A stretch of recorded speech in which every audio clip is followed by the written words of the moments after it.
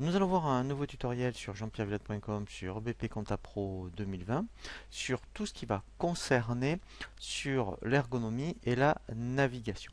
Donc lorsque vous lancez EBP Compta Pro, eh bien vous allez avoir ce qu'on appelle ici un Open Guide principal, c'est donc l'écran de démarrage qui va vous permettre donc d'aller dans les principales fonctions, par exemple comme tout ce qui est saisie, la trésorerie, les rapprochements bancaires. Ensuite, vous pouvez faire la TVA et à la fin, vous avez votre tableau de bord. Donc ça, en fait, ça recense les principales options du logiciel. Mais ensuite, après, si vous voulez vraiment optimiser l'utilisation du produit, vous avez ici ce qu'on appelle des menus de navigation. Et ensuite, donc quand on clique sur chaque menu, effectivement ici, vous avez toute une série d'options, mais vous avez ici, vous voyez, un Open Guide qui recense les principales options du menu. Alors après, effectivement, comme vous pouvez le voir, hein, il y a beaucoup d'options pour chaque menu. Et bien, comme sur Internet, vous pouvez vous personnaliser un petit peu le logiciel comme sur internet, quand on va tout le temps sur les mêmes sites, on peut les mettre en favori. Et bien là c'est pareil, vous allez pouvoir stocker vos options dans le menu favori, comme ça, vous n'aurez plus qu'à aller dans le menu favori pour retrouver les principales options que vous utilisez. Alors je vais prendre un exemple, hein.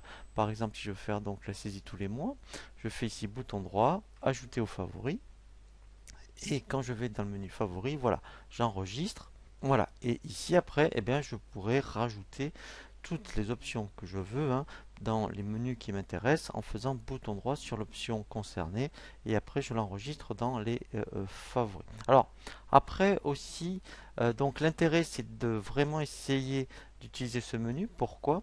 Parce que il n'y a que à gauche ou à un moment donné ici, si vous le voyez ici, vous avez des tâches.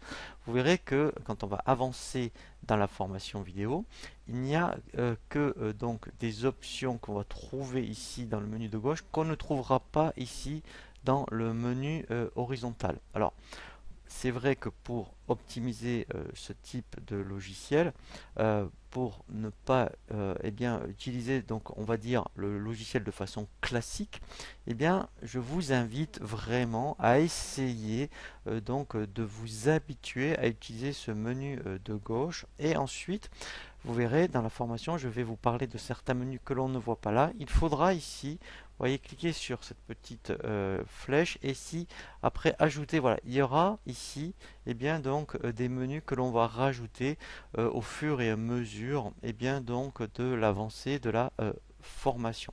Voilà, donc là ce qui est très important, effectivement, c'est essayer de s'habituer d'utiliser le menu de gauche et dans un premier temps même, vous pouvez cliquer, vous voyez, à chaque fois sur les Open Guides, comme ça vous aurez à chaque fois un Open Guide. Dès que on clique dans un menu, vous avez un Open Guide. Et là, au moins, l'Open Guide va vous recenser les principales options par rapport ici au menu.